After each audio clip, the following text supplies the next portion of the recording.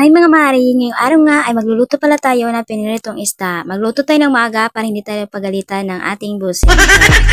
So ito na nga, minikos-pikos ko na siya ng magic sarap para naman lalong sumarap. Kasi lagi tayong pinagkamalang hindi masarap. Charot! Ayun na nga, minikos-mikos ko na ng pabaliktad para naman lahat naman ay sumarap. Para hindi na tayo magkamalang hindi naman masarap. Charot! At pagkatapos ko pala lagyan ng magic sarap mga mari, sinunod ko naman yung asin. Lagyan din natin ng asin para naman pantay at hindi naman maglalabuan agad. Charot.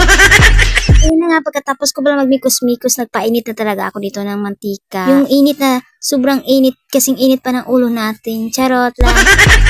Ayun na nga mga mari, nilagyan ko na pala yung isda. Dinhandahan ko na mga mari, kasi iba kasi yung dahan-dahan. Para naman safety lahat. Charot, may safety pang nalalaman. Akala ko mga mari, abuti naman tayo ng 8 hours sa pagluluto. Pero hindi pala, 5 minutes lang. Ayun na nga mga mari, nabudol ko na naman kayo sa oras. Ito na nga, binaliktad ko na. Baliktarin din natin para hindi naman siya magalit. Buti na nga ng mga maring asawa ko laging sumasama sa naglalambat. Kaya may libre kasi kaming ulam ngayon. Kung hindi pa, naku, ginamos na naman tayo. Pero wag lang natin lamang-lamang yung ginamos. Kasi yung bata pa kami yun ang nagsusurvive sa aming pamahaw. Panito pa ni hapon yun ang nagsusurvive sa aming ulam araw-araw kasi wala kami pambili. Dahil nga mga mari, 10 kami magkapatid o diba, hindi naman malakas. Siguro hindi na sila natutulog. Charot.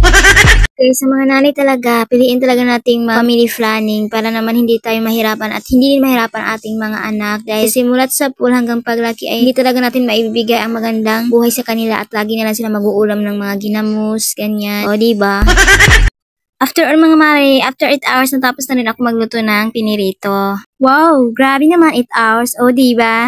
Dahil marami pa nga ditong isda na maliliit mga mare, kaya ang ginawa ko ay gagawa naman ako ngayon ng daing. Idadaing ko siya para mas bilad siya. Kasi lagi na lang mainit ang ulo niya, bibigyan ko siya ng mas mainit pa, o diba? Bali mga mare, hindi ko pala alam yung paano magdaing. Buti na lang may YouTube siya, o diba? Buti na lang talaga may YouTube. Doon ko pala pinapanood. Yung una pala natin gagawin ay mag-prepare tayo ng bawang. Lagyan natin ng paminta para mas malasa. At lagyan din natin ng suka. At pagkatapos naman ito, timplahan natin. Kung pwede, wag na lang natin lagyan ng asin. Baka mas maalat na ko. Mas maalat pa talaga sa relasyon nyo, o diba?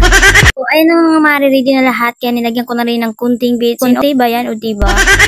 Dahil nga sa tingin ko mga mari ay kunti lang naman yung suka kaya dinagdagan ko na oh my god malabo na pala yung mata natin. O siya da para kasing nainip na tong mga isda kaya alin na kayo lulublog ko na kayo daw diba masarap. O ayan mga mari natapos ko na talaga lahat at ibibilad ko na talaga para talagang mas mainitan talaga siya.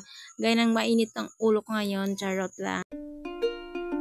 Ayun mga mari, nakikita nyo ba ang ganda niya? Ito kasi yung ring light, pwede siya pan live, pan video, mari, napakaganda niya mga mari.